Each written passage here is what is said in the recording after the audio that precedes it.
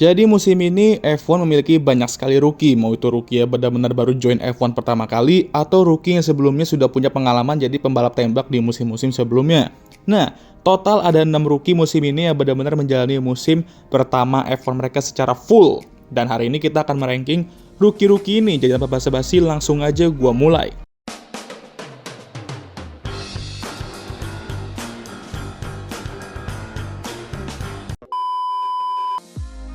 Nah, gue sempet bilang kita ya tadi ya. Dan hari ini gue nggak akan sendiri nih bahas-bahas performa rookie-rookie F1 2025. Gue akan ditemani oleh salah satu konten kreator di TikTok dan YouTube juga yang gokil ketika bahas F1, yaitu Koh Kevin Huang atau yang dikenal sebagai Koko F1.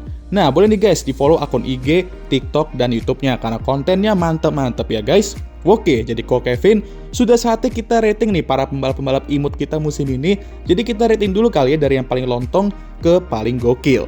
Nah, seperti si admin bilang, kita akan start dari paling lontong yaitu ranking 6. Jujur sih, gue ngeliat nih rookie gacor semua sih. Dan gue akan taruh driver favorit kita berdua, si Franco Colapinto. Meskipun di 2024 dia cukup gacor, tapi di tahun ini dia apes banget karena si Alpine-nya lontongnya minta ampun. Meskipun di 2024 dia cukup gacor, tapi di tahun ini dia apes banget karena si Alpine-nya lontongnya minta ampun.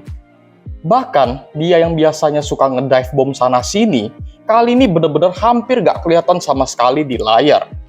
Nah, coba gue apresiasi banget apa yang dilakukan si Franco.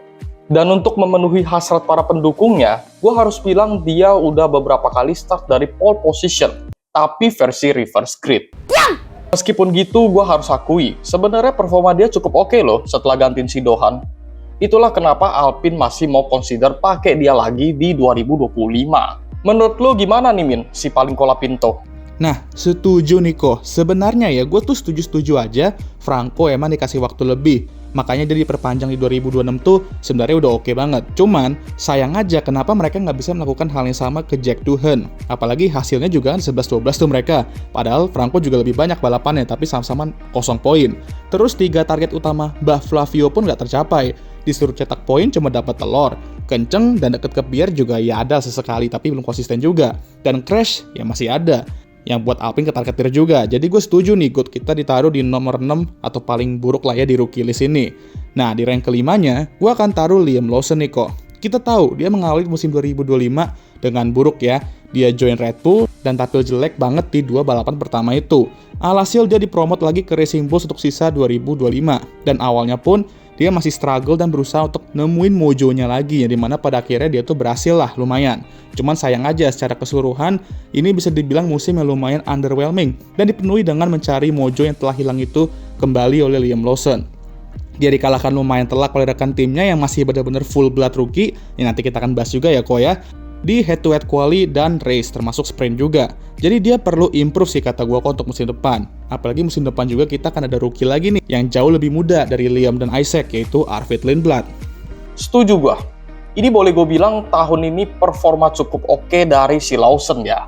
Tapi bener kata lu Min, dengan dia udah 2 kali gantiin Ricciardo di 2023 dan 2024, seharusnya performanya at least balance lah ya dengan Hajar.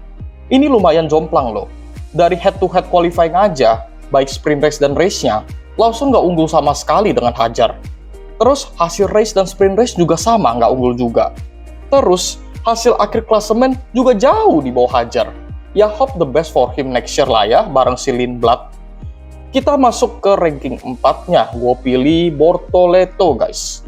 Untuk musim rookie-nya, good try ya gue bilang. Bayangin aja, lu statusnya masih rookie, terus lu bawa mobil kick sauber, terus masih bisa dapat poin, itu suatu berkah yang tak terhingga lah. Dan Gaby juga lebih unggul dari si Hülkenberg di sprint race dan qualifying-nya. Cuma selama race, si Gaby banyak apesnya. Jadi hasil akhirnya sama Hülkenberg selisihnya cukup jomplang nih Min. Cuma selama race, si Gaby banyak apesnya. Jadi hasil akhirnya sama Hülkenberg selisihnya tuh jomplang banget nih Min.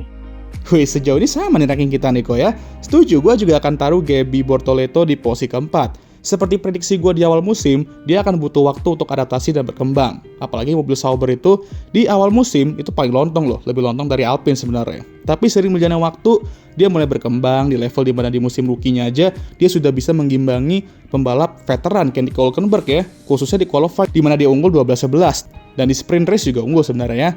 Emang biasanya rookie itu kurangnya dia belum bisa memanfaatkan peluang mencetak poin-poin gede seperti pembalap veteran. Itulah kenapa gap poin kedua pembalap tuh jauh banget, walaupun secara head to head mereka sebenarnya lumayan imbang. Nah, untuk rank ketiga, gue akan berikan ke Ollie Bearman, Niko. Salah satu rookie yang sudah ada pengalaman jadi pembalap tembak di musim sebelumnya.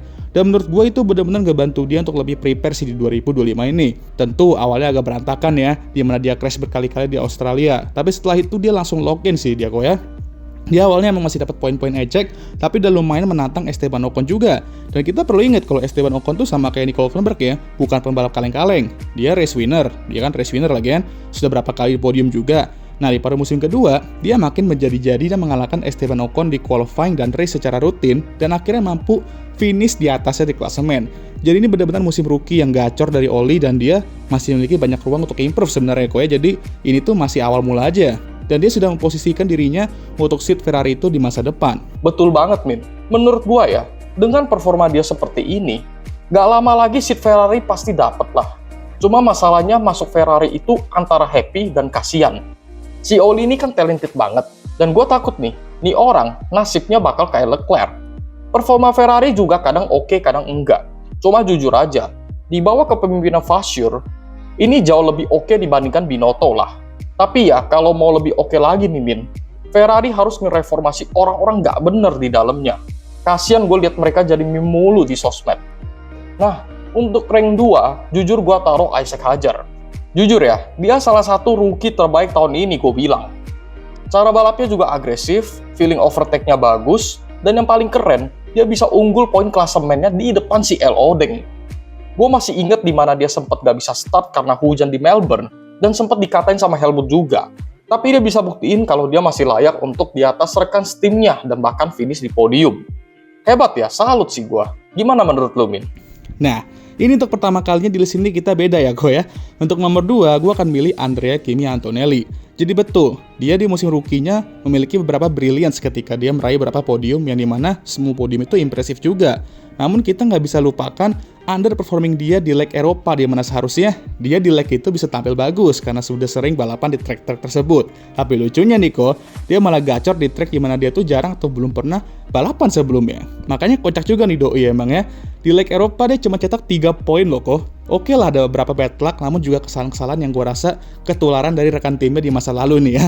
Yang jadi faktor utamanya kenapa dia cuma dapat 3 poin. Padahal leg Eropa itu ya kok, dia tuh kan cover 37,5% kalender F1 musim ini. Dan dia cuma dapat 3 poin dari persenan itu. Jadi ya menurut gue ini aja sih kenapa jadi titik lemah dia di musim ini dan alasan kenapa gue masukin dia ke nomor 2. Di mobil Mercedes itu harusnya dia bisa lebih konsisten dan meminimalisir membuat kesalahan. Tapi nama juga masih rookie ya, wajar lah ya kok ya. Nah sekalian aja ya, gue langsung bahas Isaac Hadjar yang menurut gue jadi Rookie of the Year musim ini kalau murni dari performa, bukan dari klasemen. Pertama, dia walaupun debutnya mimpi buruk ya, kita tahu ya, tapi dia bisa comeback dengan cepet ya, langsung adaptasi dengan baik, konsisten mencetak poin, dan mengalahkan rekan timnya yang sudah sedikit lebih berpengalaman. Mencetak podium lagi di musim rookie-nya dan menjadi rookie Red Bull Family pertama yang meraih podium sejak Sebastian Vettel di 2008. Dan akhirnya dia didimut ke Red Bull ya untuk 2026 bersama Max Verstappen. Dan disinilah kita akan lihat nih, potensi sebenarnya dia tuh kayak gimana, apakah dia sudah siap untuk top team atau belum. Walaupun ini musim kedua juga sih ya. Tapi ya ini kita patut tunggu lah. Nah kalau lu kenapa nih lu taruh Kimi di atas Isaac kok? Sebenarnya kalau gue sih ngelihat dari sisi Toto Wolff-nya sih. Karena gue percaya sih, setiap Toto milih driver itu selalu on point. Dia tuh bisa pertimbangin beberapa sisi, sampai dia nemu yang paling cocok siapa. Kita lihat aja dari 2013 sampai sekarang, itu semuanya oke loh. Setelah Kimi diumumin masuk F1 juga, secara nggak langsung di-endorse sama Lewis Hamilton juga. Terus gue salutnya si Toto juga bisa percayain seorang rookie masuk Mercedes loh. Even dia masih di F3 saat itu. Tapi Toto percaya potensi anak ini dalam jangka panjang. Menurut gue, Kimi lumayan cepat adaptasinya. Pas di Melbourne lagi kondisi hujan, dan baru mulai debutnya, dia bisa langsung finish di P4. Dan balapannya juga tenang banget. Gak gerasak gerusuk kayak waktu beberapa race di Eropa. Di final standing juga bisa finish di P7. Terus bawa Mercy ke peringkat 2 konstruktor. Dan 6 poin di bawah God Milton. Ya namanya rookie masih adaptasi lah Min. Tapi untuk first year di F1, ini Henhouse yang cimping banget sih Min. Gitu loh. Wis, mantap nih kok. Jadi kalau kita rekapin, ranking kita kurang lebih sama. Bedanya cuma di nomor 1 dan nomor 2 aja, tapi ya it's okay lah ya. Karena berbeda pendapat juga asik sebenarnya. Tapi tetap aja ya, kok walaupun kita berbeda pendapat, kita harus setuju bahwa God Pinto akan jadi juara dunia F1 2026.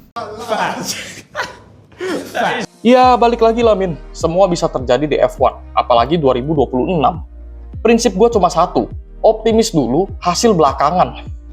Wis, tifosi banget ini mindsetnya gue ya. Atau udah pesimis sekali ya mereka, nggak tahu juga sih gue ya. Setelah musim 2025 pastinya ya udah tau lah ya. Anyway, thank you banget ya kau ya udah mau mampir ke YouTube channel gue. Semoga ini awal mula dari banyak kolaborasi di masa yang akan mendatang ya kok. Nah sebelum kita end nih, lu ada closing statement untuk para penonton kok? First of all, gue Orange Army. Bukan tifosi ya. Buat gue sih, lu mau fans Norris kek, fans Piastri kek, fans Karbit kek, nggak peduli. Lu tetap sama aja di mata fans F1. Jadi ya, saling dukung dan nikmati aja balapannya. Gitu aja kok repot. Edan, eta teh. Nah ini nih yang gue suka ya kan. Kita kritik boleh, ngasih saran juga boleh. Tapi kalau lu udah abuse itu salah ya guys ya. Ini emang merupakan pertandingan, tapi harus ada sportivitas juga. Menang kalah itu udah wajar. Tapi yang paling penting kita harus bersatu membangun komunitas ini semakin berkembang di Indonesia. Asik. Oke, thank you untuk Ko Kevin aka Koko F1. Sekali lagi bagi kalian yang belum cek YouTube channelnya atau akun TikTok dan akun IG-nya, semuanya akan gue taruh di deskripsi linknya ya. Atau gue nanti akan tulis semua di layar ini, nanti username-nya kalian bisa cari ya. Oke, that way juga jangan lupa like, subscribe agar bisa tembus 10K sebelum akhir tahun. Share video ini dan jangan lupa juga untuk menyalakan lonceng notifikasi agar kalian semua tahu ketika gue ngupload video baru. Jangan lupa juga untuk follow Instagram gue. Cuy, udah bener ya. Udah lelah coy. Thank you Ko Kevin, dan seperti biasa video ini akan ditutup oleh